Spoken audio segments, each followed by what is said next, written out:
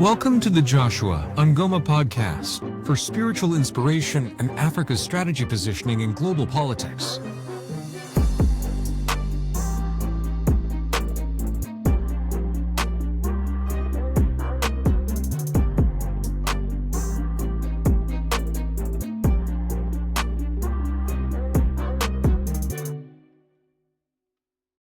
Signs of the end of the age and the gathering of the elect.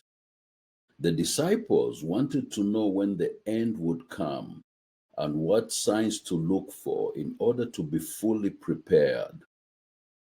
Jesus gave them 7 progressive signs that would mark the end of an era or age and not the end of the cosmic world as we know it. Like birth pangs, the signs would increase with intensity. This was the end of an age and not the end of the world. The end of that age was to be marked by distinct signs: the destruction of the Jerusalem temple, the end of the pre-Christian sacrificial system, the scattering of the ethnic nation of Israel. These events marked the period between Christ's resurrection and the destruction of the Jerusalem temple in AD 70. These events were the rise of false messiahs, wars, national disasters, persecutions, apostasy, world evangelization, and the abomination of desolation.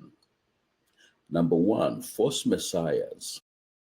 For many will come in my name, saying, I am the Christ, and will deceive many. Matthew chapter 24, verse 5. Number 2, wars and rumors of war. And you will hear of wars and rumors of wars. See that you are not troubled, for all these things must come to pass, but the end is not yet.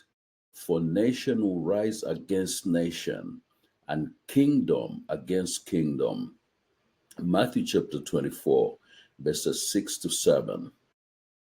Number 3, famine and national disaster. And there will be famines, pestilences, and earthquakes in various places. All these things are the beginning of sorrows. Matthew chapter 24, verses 7 to 8. The subsequent 2 signs were specific to the end of the era. Number 4, persecution. Then they will deliver you up to tribulation and kill you, and you will be hated by all nations for my name's sake. Matthew 24, verse 9. Number 5, apostasy. And then many will be offended, will betray one another, and will hate one another. Then many false prophets will rise up and deceive many. And because lawlessness will abound, the love of many will grow cold. But he who endures to the end shall be saved. Matthew chapter 24, verses 10 to 13. The last 2 signs of the end of that age were much more specific and visible. Number 6, worldwide evangelization.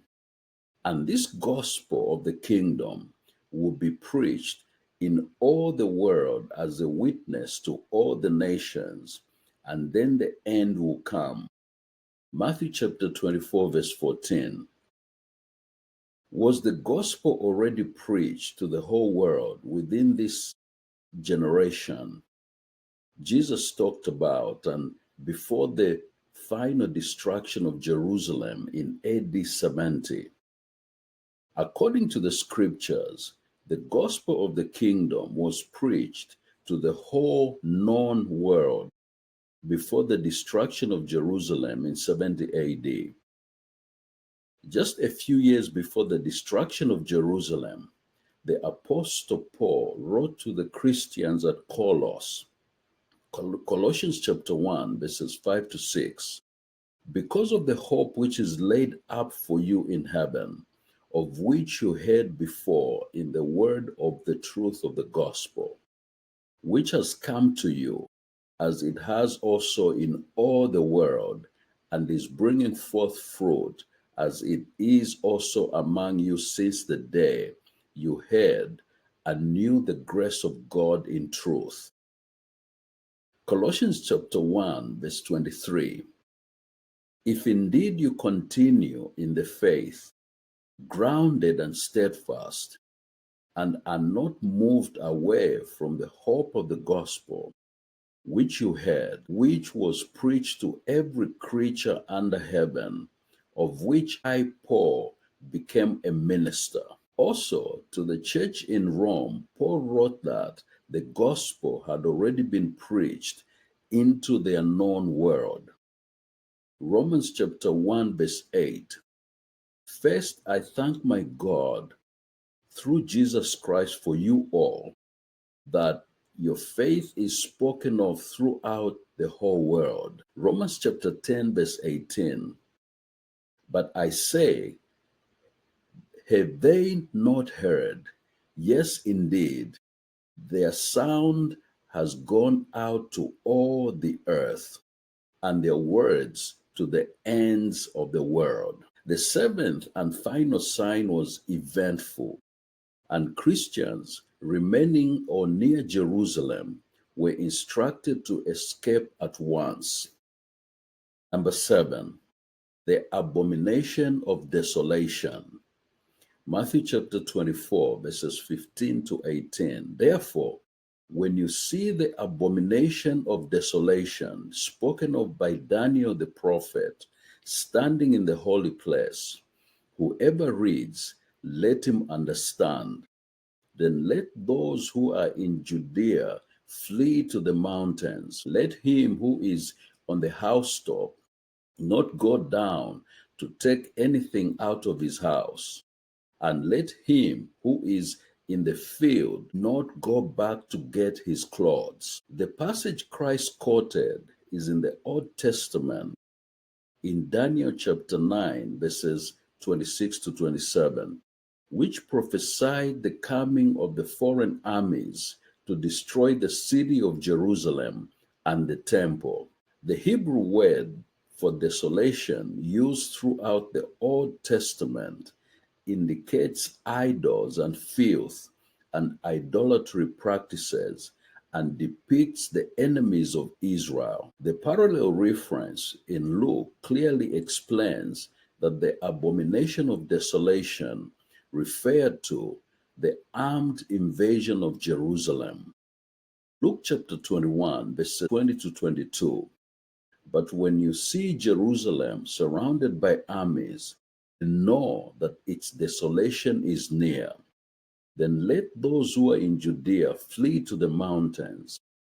Those who are in the midst of her depart, and let not those who are in the country enter her. For these are the days of vengeance, that all things which are written may be fulfilled. Jerusalem was surrounded and attacked on several different occasions.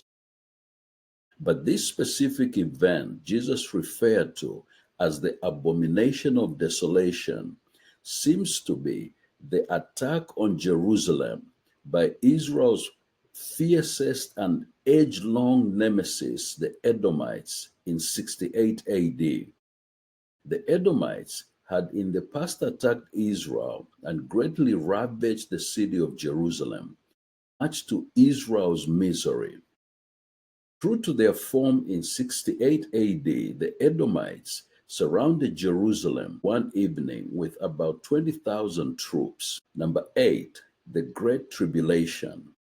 According to Matthew's text, the Great Tribulation was to take place in the middle of history and not at the end, for nothing similar had ever occurred from the beginning of the world until now, nor ever shall. Matthew 24, verses 19 to 21. But woe to those who are pregnant and to those who are nursing babies in those days, and pray that your flight may not be in winter or on the Sabbath, for then there will be great tribulation, such as has not been since the beginning of the world until this time, nor shall be in future. Luke chapter 21, verse 23 to 24. But woe to those who are pregnant and to those who are nursing babies in those days, for there will be great distress in the land and wrath upon these people, and they will fall by the edge of the sword and be led away captive into all nations. And Jerusalem will be trampled by Gentiles until the times of the Gentiles are fulfilled. Therefore, Jesus' prophecy of the Great Tribulation refers to the destruction of the Holy Temple in Jerusalem in that generation in 70 AD alone. The Great Tribulation of 70 AD was an absolute and unique event, never to be repeated. The Great Tribulation does not fit into another future double fulfillment scheme of interpretation. When the siege of Jerusalem was over, more than 1 million Israelites were killed, and close to another million more were sold into slavery throughout the Roman Empire. The whole of Judea was depopulated and lay smothered in ruins. The gathering of the elect. The result of Jerusalem's destruction in 70 AD was the sending of Christ's angels to gather the elect. Was this the rapture, as many Bible teachers suppose it is? No, it was not. The word angels simply means messengers. James 2, verse 2. Likewise, was not Rahab the harlot also justified by works when she received the messengers and sent them out another way? These messengers can either be heavenly or earthly in nature and origin. It is the context in which the word is used that determines whether these are heavenly or earthly creatures. The word messenger is also often used to refer to preachers of the gospel. In Luke chapter 7, verse 24, and chapter 9 and verse 52. In the context the word angels was used in the discourse of Matthew chapter 24, it is most probable that it was talking about human or earthly angels as preachers of the gospel and bearers of the good news of salvation. This assertion is based on the use of the word gather in the verse. It means to synagogue. In the use of the word gather or synagogue, Jesus was quoting Moses. Deuteronomy chapter 30, verse 4. If any of you are driven out to the furthest parts under heaven, from there the Lord your God will gather you, and from there he will bring you. Both texts deal with the restoration and the establishment of organized congregations of God's new covenant people all over the world. It was not about the gathering of the lost house of Israel because they rejected to be gathered by Jesus Christ. Because of this rejection, Jesus lamented over Israel, and he would instead gather his elect from every nation, creed, and language, including many individual Israelites who had believed in him. Matthew chapter 20, 37 to 38. Jerusalem, Jerusalem, the one who kills the prophets and stones those who are sent to her. How often I wanted to gather your children together as a hen gathers her chicks under her wings, but you were not willing. See, your house is left to your desolate. Israel as a whole rejected the offer to be the synagogue or gathering under the lordship of Jesus Christ. Her temple in Jerusalem was decimated, marking the end of the old covenant system of animal sacrifices.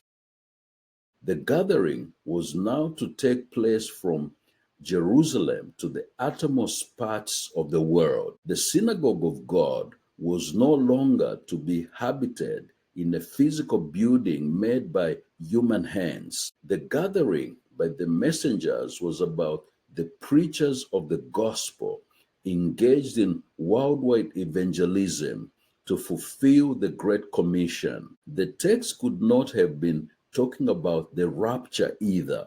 This is the teaching that God will lift all the believers from the earth at the time of the Great Tribulation and bring them back down on earth after a period. But there is no mention that the gathering of the elect was for the purpose of translating them to heaven, as the rapture suggests will happen. The new temple or synagogue of God was created on the day of Pentecost, when the Holy Spirit came and indwelt the believers who were called the church. The Christian congregations or gatherings or synagogues that were formed from the day of Pentecost were also called synagogues. Be blessed and thank you for watching and listening. Until next time, bye-bye for now. Thank you for listening to the Joshua Ungoma podcast. Bye for now until next time.